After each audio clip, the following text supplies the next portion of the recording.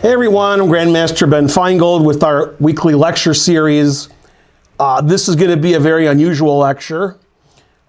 This lecture is on something called the Alien Gambit, and some people call it the Alien Gambit Bonjour Variation, which isn't really apt, but I'll explain that. But first, I'm gonna talk a lot, which I don't. Usually I talk for like 5 minutes and then I look at the games. But I'm going to do more talking this lecture than usual. That's not about the games. And it's about like opening theory in general and how openings are created. And if you watch my stream a lot, you've heard this spiel before, but you probably like were drunk at the time and doing some kind of drugs and you don't remember. So you can forget this too, but it's on YouTube, so you can watch it over and over. But anyway, our sponsor didn't say whether they wanted to be anonymous or not, even though we asked several times. So our sponsor is anonymous until the sponsor says he doesn't want to be anonymous. And then if that's done quickly, when the YouTube video comes out, we can put their name. So I don't know, maybe they want to be anonymous. Maybe they're so anonymous that when we asked them if they want to be anonymous, they didn't even answer us. They're just like, not going there. Okay, so a week ago, and I've known for like 5-6 weeks that I'm doing this lecture, but I didn't know what the Alien Gambit was.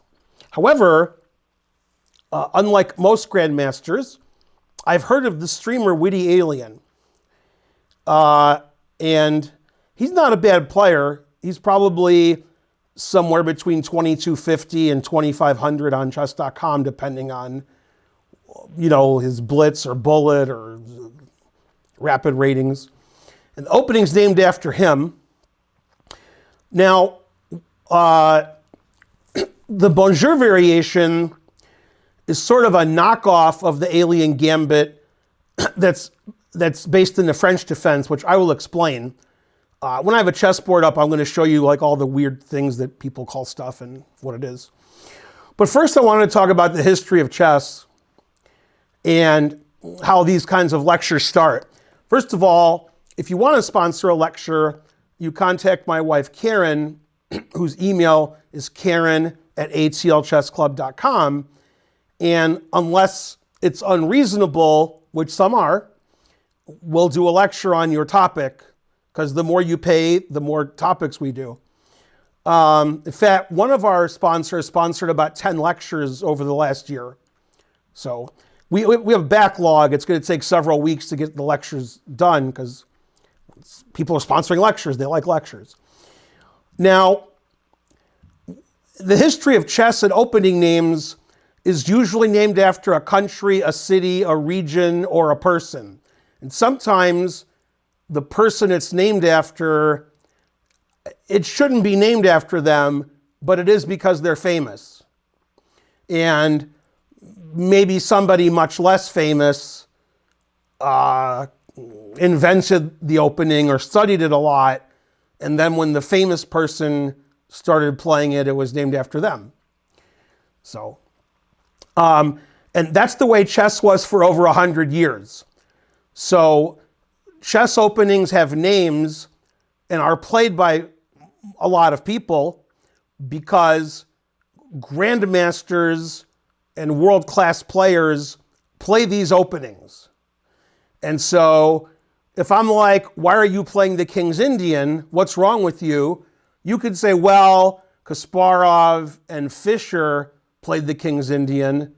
Who might argue with that? I can't argue with that. Okay, and if you play White and Marie Lopez, and I'm like, why do you do that? You'd probably say every world champion did that. So you have a good excuse for playing an opening if world champions and super GMs play the opening all the time. That means, you know, it's good. It has a name, grandmasters play it. And when I was growing up, before the internet, you usually had a favorite player, you know, like Fischer or Karpov or somebody like that, Larson.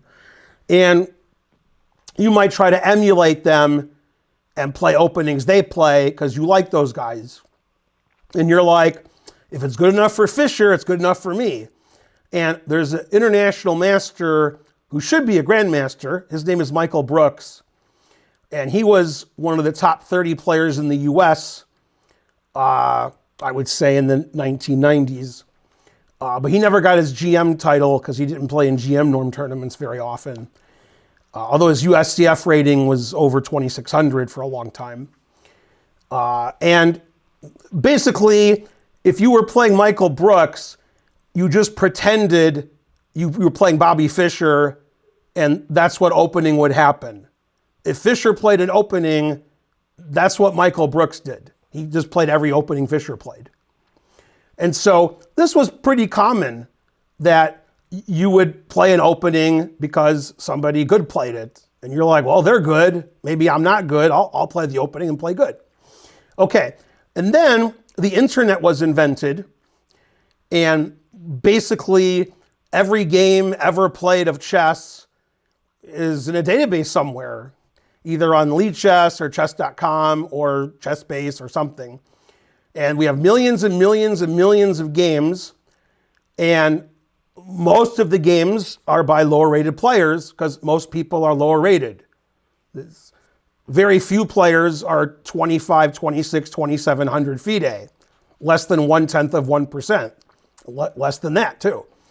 And so sometimes lower rated players like to play openings based on other criteria. And that wasn't the case when I was growing up. We would buy chess books and play openings. The books were out. Book was on the Sicilian, we played the Sicilian. And you had to get chess books because that was all we had. We had magazines too. Sometimes there was an opening article in a magazine. But we didn't have the internet. Then when the internet came along, people played chess online, but it wasn't a big deal. Now it's a big deal because everybody plays online, and there's a lot more chess online than not online. And a lot of people who are famous in chess from between, let's say, 1850 and 2005, that era of chess, they're famous because they're good. So if you've heard of a player from the 1920s, 30s, 40s, 50s, the reason you've heard of them is they're really good. That's why you've heard of them. And a lot of times you'll see a game, Capablanca versus somebody you haven't heard of. Capablanca crushes them, and that's why you haven't heard of the guy. He's not very good. So, okay, then in the 2010s and 2020s, things changed. And there was so much chess play on the internet that people who were internet famous, but not necessarily the best chess players in the world, and I can name a lot of those kinds of people, Anna Kramling, the Botez sisters, Gotham Chess, Eric Rosen, John Bartholomew. Now, Eric Hansen from the Chess Bras is actually a pretty strong player, but Amon Hambleton, is like me, so it's a little better than me. And so if those famous chess people online who are not top 10, top 20, top 30 in the world talk about openings that are sort of fun, then people start enjoying that and they start to do it. And unfortunately, somebody who's taken both fame on the internet and great chess play, which is Hikaru, he likes the silly part of chess. So when Hikaru's playing in a slow tournament against super grandmasters, Hikaru plays like a super grandmaster. However, when Hikaru's streaming, he talks about and or plays silly openings because that's good content. And when Eric Rosen makes an opening video or talks about an opening, it's not something boring from the 1950s, it's something fun. And so fun openings are now becoming standard. And when I say fun, the engine doesn't like them. And as Hikaru would say, we literally don't care. And when I was a kid, that's what we cared about was, did grandmasters give the stamp of approval to this opening? Or are we making our own openings up and chess coaches are shaking their head derisively? Now, those same chess coaches are like, this opening's fun, even if the engine doesn't like it. And you could argue, and I would agree with you, it doesn't matter so much if the engine likes it, because there's different reasons to play chess. And if you're playing chess because you want to be a candidate and you want to be the world champion, then you're not going to play a lot of the openings that are espoused by streamers, like the cow opening, this opening, the Alien Gambit, the Stafford Gambit, when you play King E2 on move 2, okay, that's all silly and it's funny. And then Magnus recently played A4, Rook A3, and A5, Rook A6 after some other guy did it. He thought it was funny. Okay, and again, Magnus is one of the reasons that some of these fun things that are not computer recommended are popular, because Magnus and Hikaru sort of like the silliness. And they realize it's silliness, and if they play in a slow tournament or a world championship match or a candidates tournament or Tata Steel or some tournaments like that, they're not playing these openings. But if they're playing 1 minute on the internet and they've had too much to drink or they're just being silly, then all this stuff is in play. So what I did, since this opening is new, is I found 4 web pages that talk about the opening. What I didn't do, which you can do after, is go to the internet, type in Alien Gambit, and you'll see a lot of videos. And I don't have the videos here because I'm not doing a video in a video, but you can watch a lot of video presentations of this, and they're free videos, so buyer beware. Okay, now the Alien Gambit,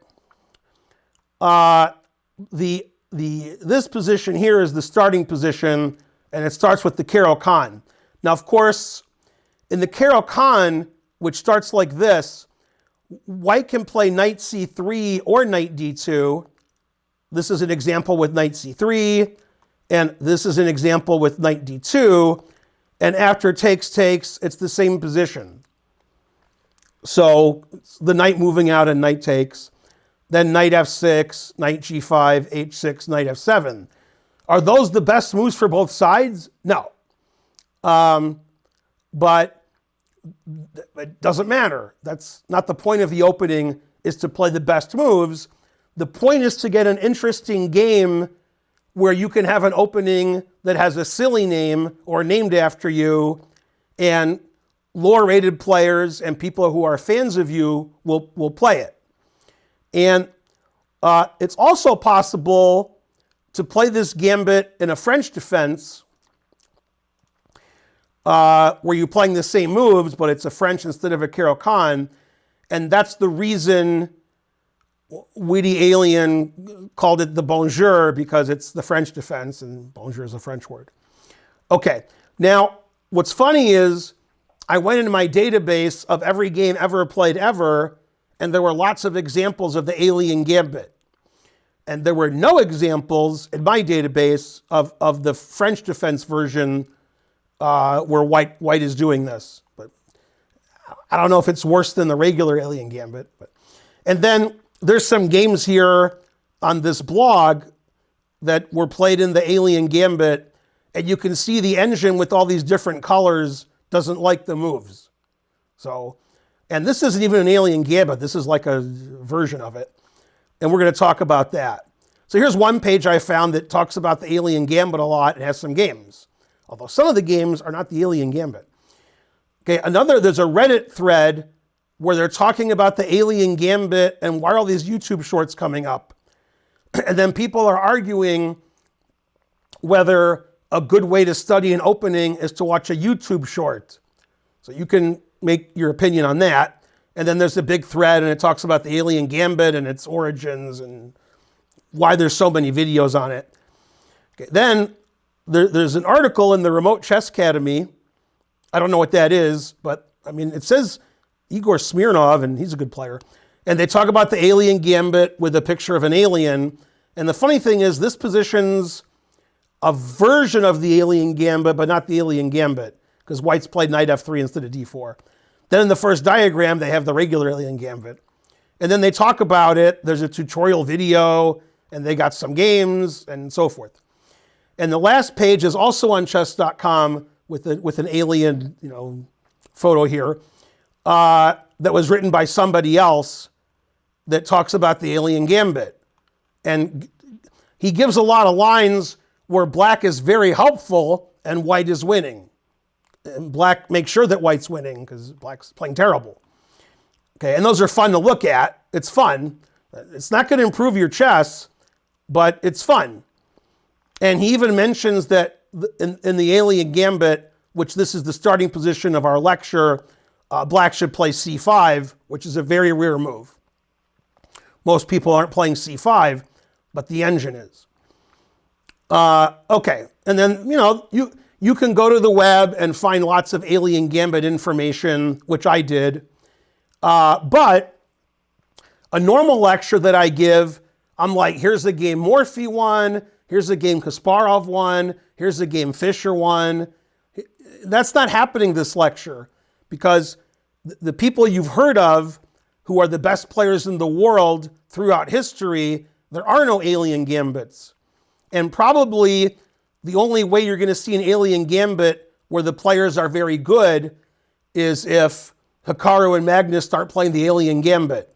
And they're not going to do it in a tournament with prizes, but Okay, so let's get to let's start another chess space. No, I don't want to start another chess space. Okay. So this game was played in Title Tuesday exactly 1 year ago. And white was 2,200 and black was 2,250. So it's a blitz game because probably 90% of Alien Gambit games are going to be blitz or bullet, would be my guess. Slow chess, not going to be a lot of Alien Gambits. Okay, so this is the Caro-Kann, and this position's occurred hundreds of thousands of times, and black has 3 moves that are played at the grandmaster level.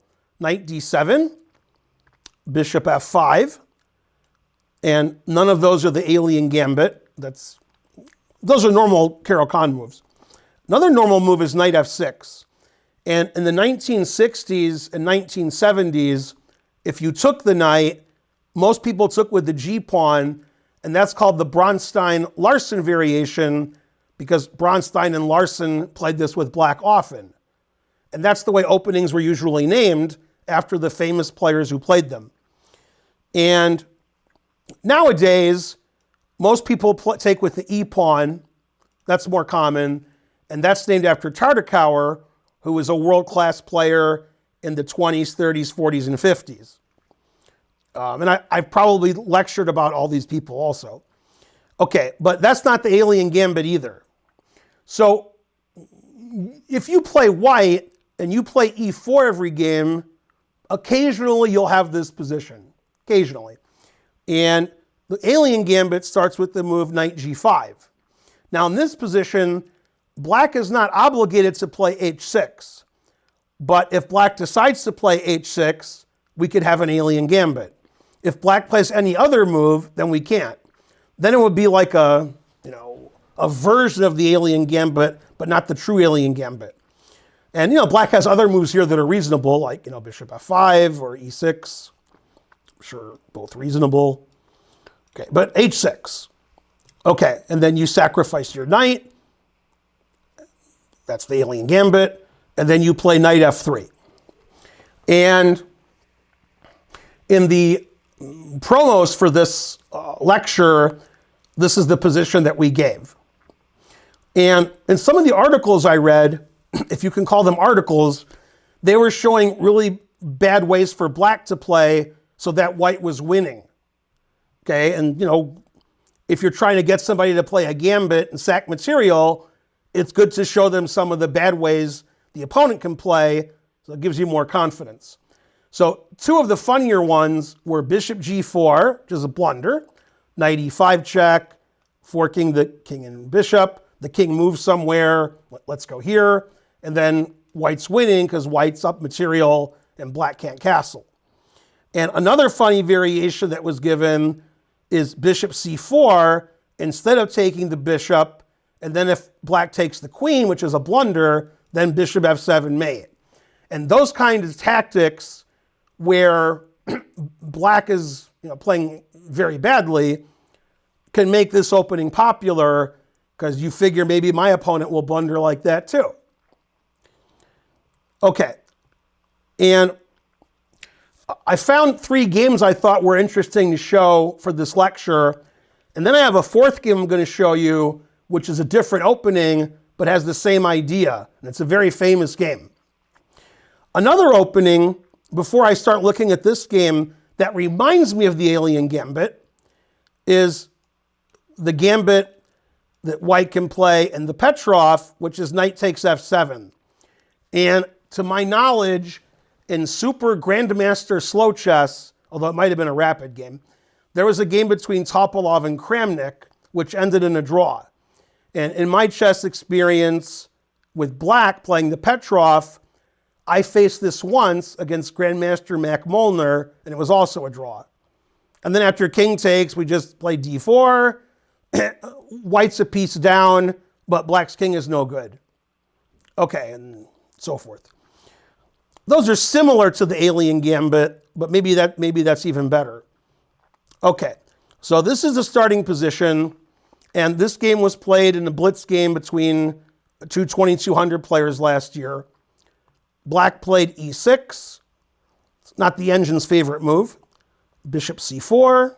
And white is just saying, I'm down a piece, but I have forever compensation. Black's king is always bad. Black's development is bad. Black has an isolated weak e-pawn, and those things are going to last forever. That's what white's hoping. Okay, bishop d6, castles. So white's not playing for mate. White's just saying, I have compensation for a piece. Arguable whether that's true. Okay, and I don't like the move queen c7. I don't particularly like bishop takes knight either. And then queen h5 check. You can see that white's getting compensation here. Black doesn't really want to play king e7. That looks terrible. King g8 hangs the rook on e8. And g6 hangs the h-pawn. So black played the other move, king f8. Then white played a4. And you might be like, why is white playing on the queen side? Why isn't he trying to mate black? What he's trying to do is do a rook lift. Going to play rook a3 and move the rook to f3 or g3, depending on where black's king is. Queen f7, black wants to trade queens, but white doesn't want to. And white plays rook a3, threatening rook f3, pinning the queen to the king. King g8. White's only sacrificed one piece. That's the Alien Gambit, so he sacrifices another piece. And black doesn't take the piece because black's king is going to be really open if he takes it. And then it's hard to stop rook g3. And rook g3 is annoying. And black's pieces on the queen side aren't helping defend the king. The dog agrees. So black didn't take the piece and played knight e7. White sacrificed the piece anyway. Now white's threatening queen h8 checkmate. Takes, rook g3 check. White's down 2 pieces, but he has a big attack. Bishop d3. Rook h8 attacks the queen. The queen moves to safety. Rook h6 defends the knight. White's got 2 rooks, 1 for each of you. And then he just keeps taking on g6. And plays queen takes. I think after king takes, we just have checkmate. And then rook h3 is going to be mate soon. So he takes with the queen. Queen takes check. Rook g3. And okay, black's just not resigning for some reason. Black should be resigning. All right, and then checkmate. It's a blitz game, so okay. So that game, white didn't seem to have immediate compensation, but white built an attack, sacked another piece. Black's pieces were trapped on the queen side. It was a blitz game, and white won. So it's the higher rated player. Okay, next game was also played Untitled Tuesday, and strangely, this game was played 3 years ago. Very suspicious. Okay, and white's 2040 and black is 2220. So we got the Alien Gambit. Okay, and black played bishop f5 this game. Last game, we looked at black played e6. Knight check. g4, attacking the bishop. Bishop attacks the rook. Bishop goes back to d5. And now white is threatening to win immediately with bishop g6 check. And remember, some of the compensation that white has is that black can't castle. So black's king is perpetually going to have issues. Queen b6, giving an escape square for the king, which he uses. c4, white basically makes an attacking move every move.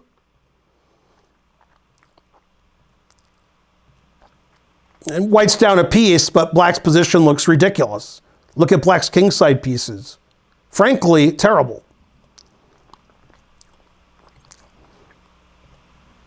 And yeah, white isn't like, I'm mating you now, I'm winning material now. White is positionally winning. These pieces are trapped, this is trapped, and this king is open, and white has everything. White's down a piece, but black's pieces are all ridiculous. Always play king b1. Black tries to trade pieces. Rook's not very good on h7. Queen c2 attacks the rook. Knight g6 forks the rook and the bishop. So now black's obviously lost. And now black is just down material. And his king goes for a walk, which is funny because I didn't have black. If I had black, it wouldn't be funny. Now, if the king goes to the back rank, then rook h8 check is very annoying. It's very annoying. So he played king b6 and so forth. Okay, and then always retreat with checkmate. So that was another example of a lower rated player beating a 2200 player in what technically is an unsound opening, but it's fun. And in those games, white had all the fun. White was attacking, sacrificing, black's pieces were all terrible, and this game was more brutal because I think white was winning rather quickly in this game, even though he's down a piece. Okay, now, I didn't want to lecture and show games that white won every game because that doesn't sound right. Because that's not really the truth. The truth is, the engine likes black. But practically speaking, it's difficult to play black. Now this game, unlike the other games, was not played on the internet. This game was played in real life at the World Blitz Championship in 2021. And I can't spell or pronounce either player's name, so you know they're good. White is Vastrukhin, and black is Mitrabha. And black is 2,500 FIDE, and white is 2,376 FIDE. Okay, and I didn't want to just show you games white won and make you think, I guess white wins in the Alien Gambit. That's not true, but it's not easy to play black, especially in Blitz. Okay, so they transposed. Okay, and in this game, black played knight bd7. Now, if you have engines like Stockfish and AI like Leela and all kinds of other stuff, it's going to tell you that black should play c5 here. But nobody plays c5, but okay. So knight b d7, bishop d3, e6. Bishop d2 is a very strange move. That's not a move I would ever consider, but white's a very high-rated player, so I don't know. Bishop d6, queen e2, rook e8, knight e5 check, king g8. I like king g8, long castle. And again, that's why white played bishop d2. He wants to castle long. And white's going to play g4, h4, g5. And white's going to say, I have good compensation for a piece because these pieces are terrible. And you have an isolated pawn. Your king is exposed. And white's king is perfectly safe. And that's my compensation for a piece. And it's compensation for a piece, I agree. Knight f8, good defensive move. g4, knight d5, also good move. g5, here comes white. hg, rook g1, white's opening up the king side. Black trades pieces. Looks like white has a nice attack. Black defends with the queen and the rook. And, you know, like, if you told me that I'm playing a blitz game and I can have white or black here against somebody in my own rating, I'm taking white. I think this is easier to play for white. I don't know what the engine says, but I wouldn't be surprised if the engine says white's better. White's got everything attacking and black's queen side is still lacking. c4, trying to disrupt white's position. I don't like the move bishop takes knight. I think that's a mistake, trading pieces. Yeah, the knight gets to go to e6. Like in this position, the black knight's never going to e6, but now it has a nice e6 square, which defends g7. So I like that move. Now black is threatening to trade queens or take the bishop on b4, and white traded queens. And white has a lot of pawns for the piece, but not quite enough. Again, if you put queens on the board here, I'm taking white. But without queens, black's king is pretty safe. And black won a very long endgame, and I would say the opening had nothing to do with the result. I think it was that white wasn't as good a player as black, and black outplayed white, and black still barely won this endgame. It's not easy to win. It's a tough endgame. White's got advanced pass pawns. Unfortunately, he couldn't hold on to them. And lost all his pawns. And after rook c6, white resigned. White lost that game because his opponent played better than him, but probably between moves 12 and 20, white had excellent compensation for the piece. So even though black won this game, I don't think this game shows that black can refute the Alien Gambit. I think if you want to refute the Alien Gambit, and also, most people don't know what the Alien Gambit is. And by most people, I mean like 95% of people can't tell you what the Alien Gambit is. So if you play the Alien Gambit, if you get this position with white, it's likely your opponent's never seen this before and hasn't analyzed it, because it's not something that's been played for 50 years by the world's best players. It's played on the internet by, you know, people who aren't world class. And I think c5 is the best move, and trying to attack white center right away. Okay, now I think one important idea in the Alien Gambit is this idea of taking on f7 and opening the king. And I want to explain to you the way beginner children think. So a lot of children who play in these beginner sections in scholastic tournaments, they want a castle. And if they can stop you from castling, they're pretty happy. And I've seen many kids they play knight f3, they play here, and they take, which is a fork, so they like that. And they also like when black plays king takes knight, because now black can't castle. And I've seen kids who don't play king takes knight here because they want to castle. And rather lose their queen than not castle. Again, these are beginner ideas, but chess is for everybody, and it's not just for grandmasters and super grandmasters. And these positions, when played at a beginner level with two children who are age 7, 8, 9 years old, you know, it's not like black has an advantage. It's random who's going to win, and sometimes white wins because black's king just runs around and never gets safe. If two grandmasters are playing, then black wins. But two grandmasters aren't playing. Very, very few chess games have two grandmasters playing. Okay, it's less than 1/100th of 1%. Most chess games on the internet are Rufus and Doofus.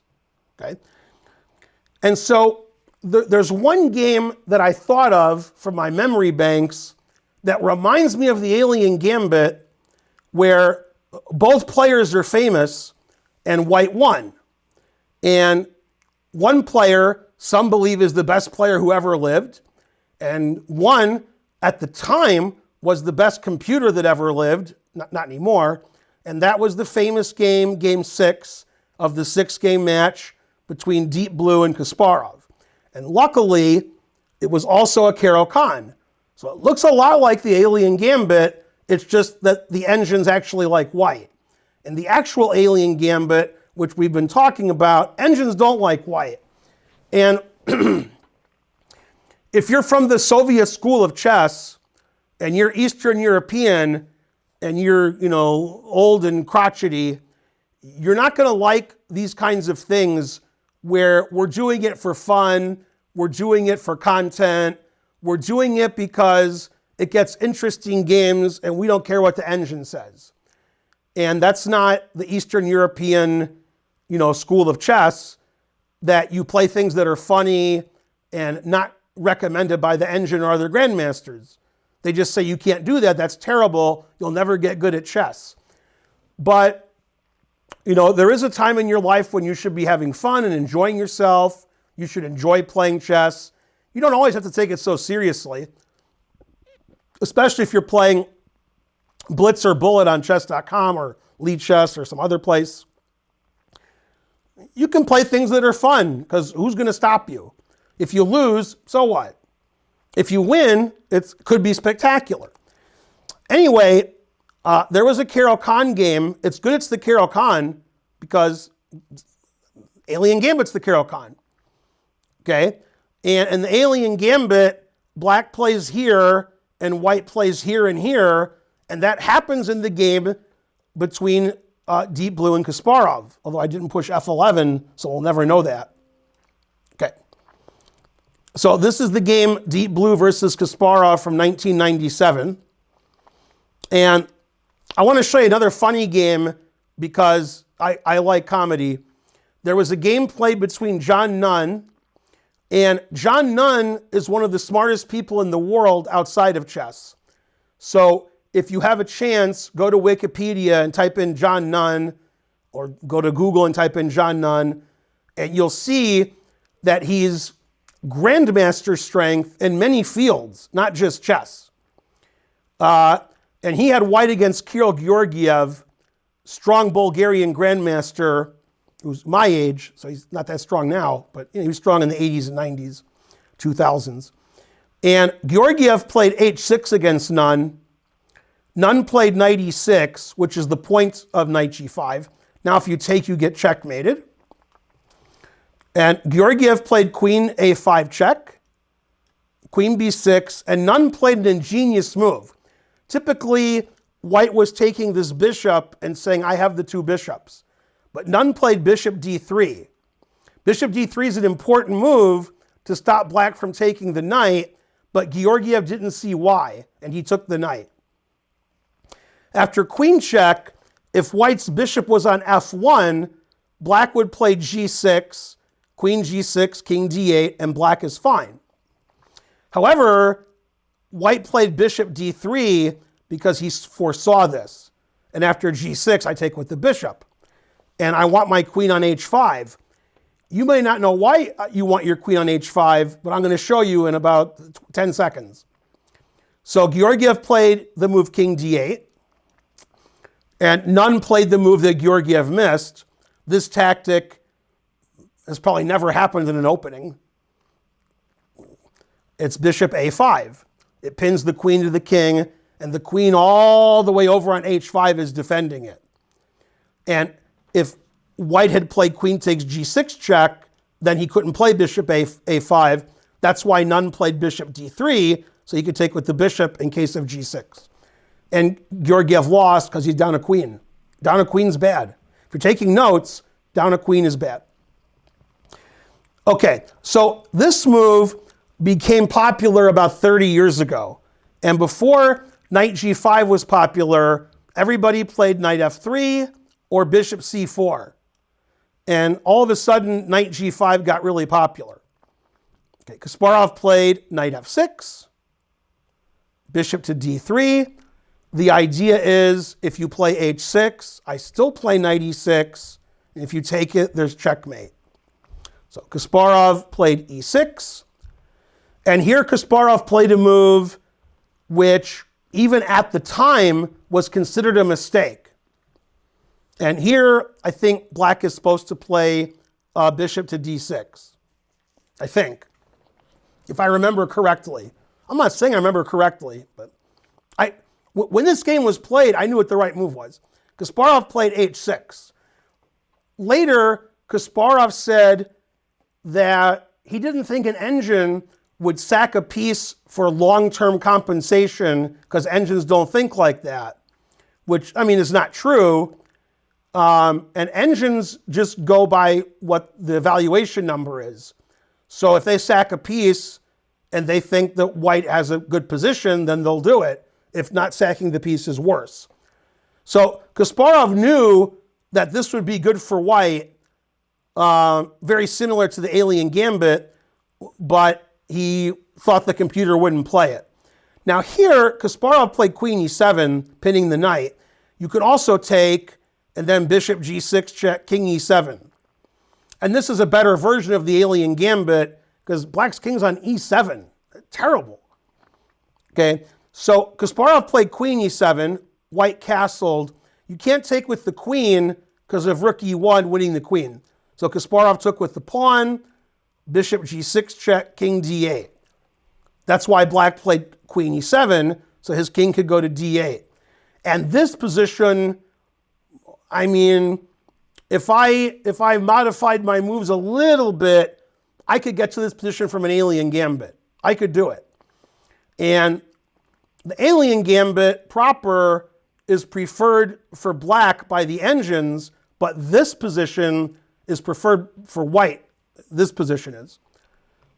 And white just develops and calmly plays and says, black, your pieces are just terrible. You'll never untangle. You'll never get your king safe. You'll never have any active play. Your rook's never going to get out. This rook's never going to get out. And strategically, positionally, white's winning. White's just down a piece. Truth hurts. Kasparov tried to stop c4. So a4 was played. Rook e1. And white's just slowly, not doing anything crazy, not sacking, just saying that I'm winning because your king is perpetually going to get in trouble. King c8, takes, queen d3, threatening the pawn on b5. Bishop f5, attacking the pawn, and the pawn's pinned. But there's not really a good move here for black. White is tearing black up. White's got the rook here, bishop here, bishop here. My knight can come here.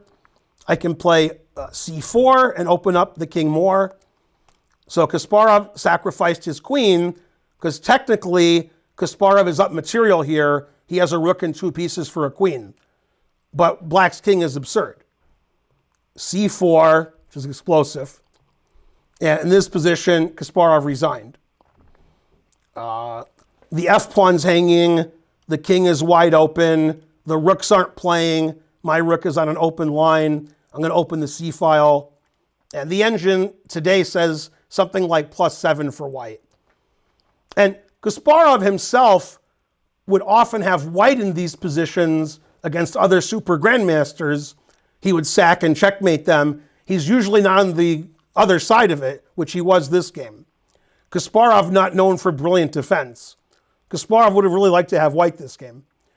So that game was very similar to the Alien Gambit, and the difference is the engines say that white's better in this opening and the Alien Gambit black's better, but that doesn't matter because engines aren't playing the games, humans are playing. Usually it's Blitz, usually. But I could see even some FMs and IMs playing the white side of the Alien Gambit in rapid or slow chess because it's very complicated and you don't expect black to be booked up on it or know a lot about it. And so it's a good surprise weapon.